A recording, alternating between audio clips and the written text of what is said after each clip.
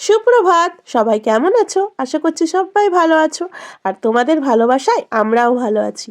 বড়দের প্রণাম আর ছোটদের ভালোবাসা জানিয়ে আমি আমার ছোট্ট ব্লগটা শুরু করছি। অন্যান্য দিন তো early in the morning office ঘরে অ্যাটেন্ডেন্স দিই। আজকে যেহেতু সানডে, আজকে কিন্তু আমি উঠেছি বেশ লেট করে, তাও এখন বাজে 6:45টারও বেশি।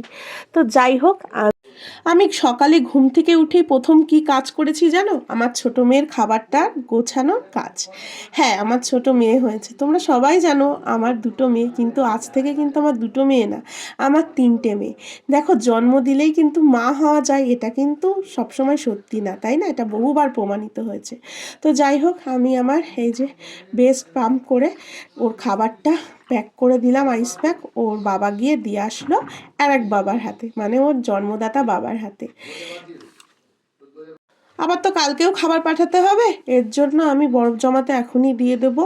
আর তোমাদের দাদা আসার আগেই টুকটাক করে কাজগুলো সেরে নিতে হবে। এর জন্য প্রথম কাজ এই যে বেস পাম্পিং মেশিনটা একটু জল দিয়ে ভালো করে ফুটিয়ে নিলাম। তোমাদের দাদা চলে এসছে, আর এসে এই যে পর্বে লেগে পড়েছে। নিজের যা জামা কাপড় ছিল, যা বড় মেয়ের জামা কাপড় ছিল, সব বার করে ফেলেছে। আজকে আমাদের কাচার দিনও, কারণ তোমাদের দাদা তো একদিনই বাড়ি থাকে, তো ঘরের কাজও একদিনই একটু করতে পারে। রোজই করে, বিছানা তোলা আর বিছানা করা এটা কিন্তু ওর ডিউটি। যদিও কারোর কাছে বলতে চায় না, কিন্তু আমি একটু চুপি চুপি করে দিলাম। আর এই যে একটা ডিব্বা চলে এসছে। আমাদের ছোট পুচকিটা তিনটে দুধের বোতল কেনা হয়ে গেছে। আর একটা দুধের বোতল আমি পাঠিয়ে দিচ্ছি, আর একটা দুধের বোতল করে আবার নেক্সট ডে দেওয়া হবে, তার ব্যবস্থা করে রাখা হচ্ছে। এই করে করে 3টে বোতল কেনা হয়ে গেছে। তো চলো এটা একটু গরম জলে কিছুক্ষণ রেখে দিই। আর ব্যাকগ্রাউন্ডে একটু হরে কৃষ্ণ গান শুনতে পাচ্ছ, তার কারণ আবার বড় যা বাড়ি আছে, একটু হরে কৃষ্ণ গান করছে, ইদানিং একটু কীর্তনিয়া হয়ে গেছে, বুঝেছো?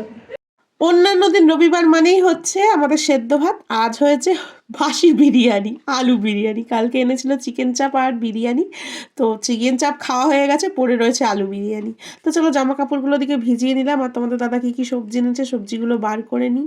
আর জানো তো, আমি, দেবাগ্নি আর দেবাগ্নির বাবা তিনজনেই কিন্তু আমরা ভীষণ পছন্দ করি বিট আর গাজর। তো সেগুলো নিয়ে এসছে। আর আলু দেখো নিয়ে এসছে মেশানো আলু, বেশ বড় বড়ই আলুগুলো, কিন্তু দাম নিয়েছে মাত্র 10 টাকা। তাহলে জলের দরে ফলের রস হলো না?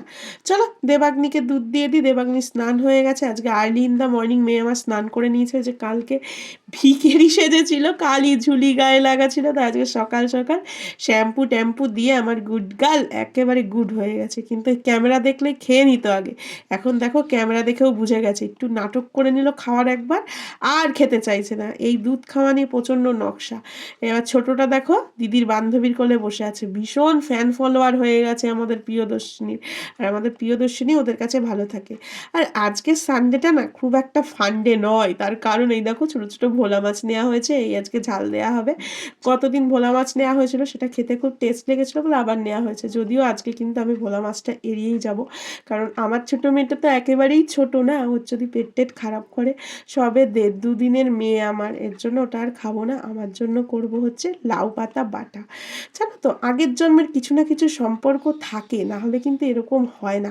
ও হয়তো আমার কেউ ছিল, তাই এই জন্মে নিজের পেটে জন্ম না দিলেও দেখো ওকে তো আমি দুধ দিচ্ছি, বলো তো, তাহলে আমার মেয়ে। প্রত্যেকদিন তো আমি এখানে রান্না করি অফিস ঘরে একা একা, কিন্তু আজকের দৃশ্যটা দেখেছো আলাদা। বড় বউয়ের অফিস ঘরে, আমি আমার অফিস ঘরে কাজ করছি, যে যার কাজে ব্যস্ত। এখন কাজছে, আর আগে কীর্তন করছিল। তোমরা কানে সবসময় কীর্তন শুনবে, এই কটা দিন শুনছি আমি, 1 সপ্তাহ ধরে, বুঝছো? আমারও পূর্ণ হয়ে যাচ্ছে সঙ্গে সঙ্গে। ও গান করছেন, আমার কানে তো আসছে। আমার ছোট মেয়েটাকে সবাই আশীর্বাদ করো, কারণ ওর তো ওজন খুবই কম হয়েছে, ও কাচের ঘরে আছে, ও যেন খুব তাড়াতাড়ি সুস্থ হয়ে ফিরে আসতে পারে। তো আজকের ভিডিওটা আমি এটুকুই রাখছি, টাটা।